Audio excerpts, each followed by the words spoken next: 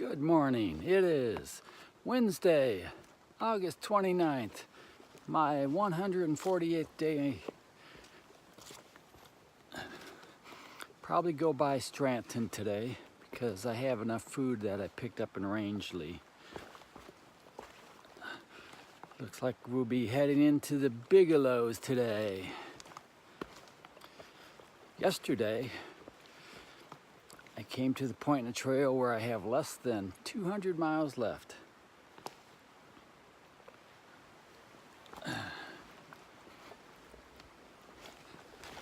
Let me tell you about another brother-in-law of mine. Married my oldest sister. I was in the wedding. I remember my mom said, go out and buy a new pair of shoes. So I did. I came back with some platform shoes and I was the tallest guy in the wedding. This guy also helped me build my house. And I remember we unloaded a semi-truck full of drywall onto his pickup truck. I did not have a truck. I didn't have a whole lot of tools. I just had time and energy. So that's why I did it myself. Didn't have a whole lot of money either. But this brother-in-law came out with his truck and we took several loads down the lane. The semi-truck couldn't get back to my curvy lane, my curvy driveway, so we had to unload it onto the truck and take it back to the house area and unload it and come up and get some more. But I really appreciated things like that he did for me. Ran out of gas one time and he went and got some gas with me and saved me again. A few years ago they moved out into the burbs and got a nice house out there, and since then they have our side over for Christmas every year, so we have a good party there. And then he has a fish fry every summer too. I missed it this year, of course, but heard it was good again. So I didn't fall. Happy birthday, Bernie. See you when I get home. Thanks again.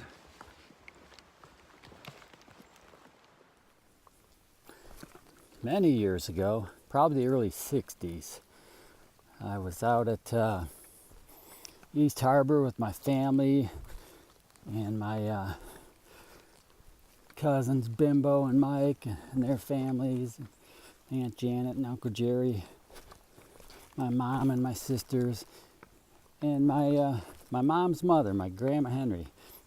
She was sitting in her folding chair in the shade in the sand, and I was in and out of the Lake Erie, and at one point I went up there and she says, hey, I caught you a toad. And it came hopping by here and I took this can and put this can over the top of it. So turns out it was a female. Of course, I didn't know at the time. I thought it was a boy, so I named it Tony, took it home, and raised it until it starved to death. I didn't know how to take care of it, but I know now. They're fascinating to watch eat. They stick their tongue out, bling, get ants and flies or whatever. And I was pretty sad when Tony died, though, I remember. So I was really careful after that, learning how to feed things and take care of them. I got better. That was definitely a female. The males are half that size or even smaller. And then in the springtime, especially at our house, I notice when that water temperature in our pond gets 56, or maybe it's 56 temperature in the air, whatever it is, that's the time that they breed. And kind of like the river. The river shares breeding times. First I think the pike come up, then the walleye, then the white bass, and then the smallmouth. But as far as the pond, I think they take turns in there too. They don't. Not everybody goes at once. There's not enough room, not enough food. So that's when they do it. When it's 56, and you can hear them at night, the male singing. And if you go out there, look, there's the toads hopping all over the yard, coming and going to the pond, looking for those big females. The males are, and I don't know if they can tell just by look sometimes, because they'll hop on other males and they'll get kicked off. That's what those big back feet are for. But they eventually figure it out. And then there's tadpoles. First there's eggs, and then there's tadpoles all over. So when I'm cleaning the pond out, I'm real careful not to rake out the eggs or the tadpoles. Wait till they turn into pollywogs. And then there's all kinds of little bitty toads out there, really small. And of course, some of them get eaten by the garter snakes, but it's a cycle of life. All right, box turtle out.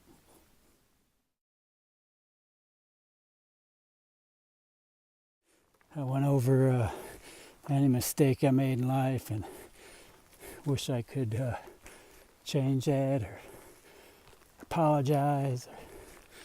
I thought of the good times too. The elations, the victories, all the good things that have happened to me. When we get home, we're going to go back to the restaurant we went to before the trip. My sisters and my dad and I and in-laws. Eddie Lee's in Toledo, and we're going to celebrate again. And my dad said he'd take everybody out to my favorite restaurant.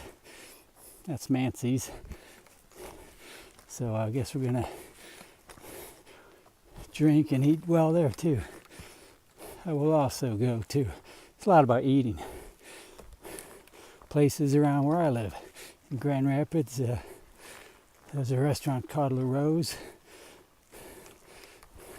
So hey Dave, make a reservation for us on the deck along the Maumee River, along the canal. So we'll be hitting that up. Also, there's a beer and burger place there in town called Knuckles Head. We'll hit that. Pizza-wise, well, there's one in Weston called Porky's Pizza Trough that we like. And speaking of pizza, since 1964 in Bowling Green, Ohio, Pisanello's. I used to get the mushroom. Now I like the East Coast garlic. Also in Bowling Green, Ohio, we rediscovered Samby's. So we'll be going there. And Dairy Queen.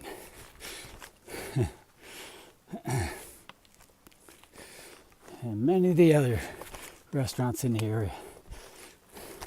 I want to get back into gardening. I put my garden to sleep this year, covered it with black plastic.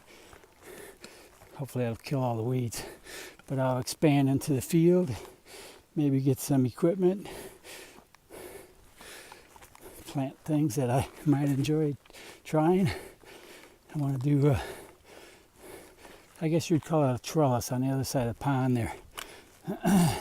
I'm thinking raised gardens and also raised flower pots with rebar coming out, join in the middle, maybe 5 or 6 of them, big enough to walk under, and then have morning glories, blue ones, and maybe what are other climbing flowers, and then fill the flower pots with flowers too. I want to go back to tending my bees. They're Italians. And my Buff Orpington chickens. And my dwarf trees. Apples, peaches, and cherries.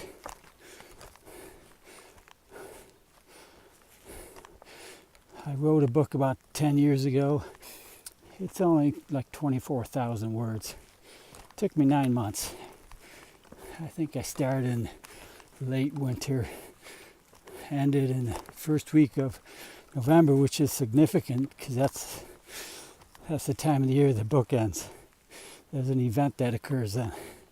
The book is called Come Up and Stay. I want to go home and write a prequel for it, follow it up with a sequel, and have them read in that order.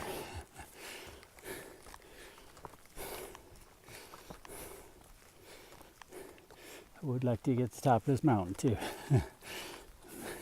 This might be one of my biggest days left, mountain climbing, except for the big one. When I get to the big one, Katahdin, get up close to the top, I want to play a tune called Mason Williams Classical Gas. I want to listen to that. And besides all the events that have occurred, I want to think about Frank Shorter running into the Olympic Stadium back in '72, knowing he had the marathon won. That's the feeling I want.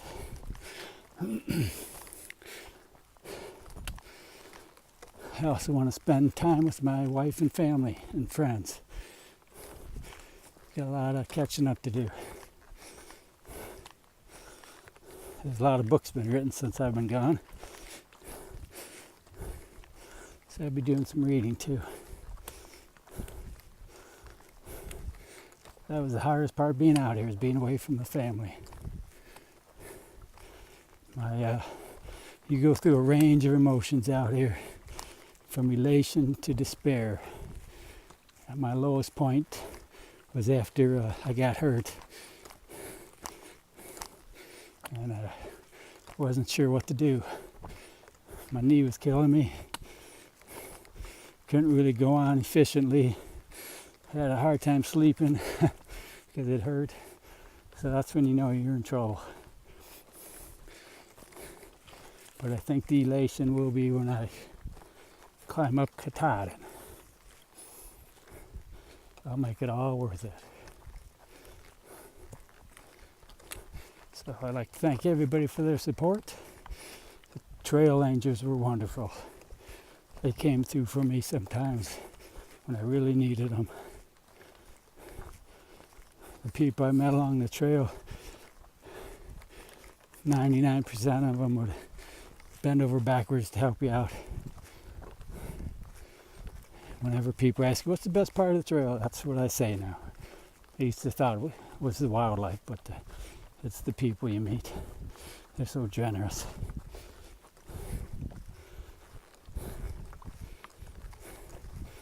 I remember early on there were times when I did not want to quit, but there were many times when I wish this was over.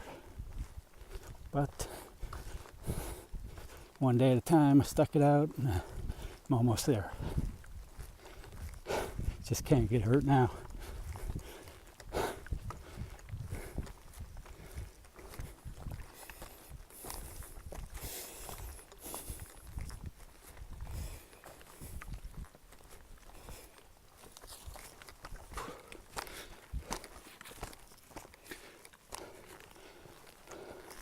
Because I'll crawl there if I have to. All right, box turtle out.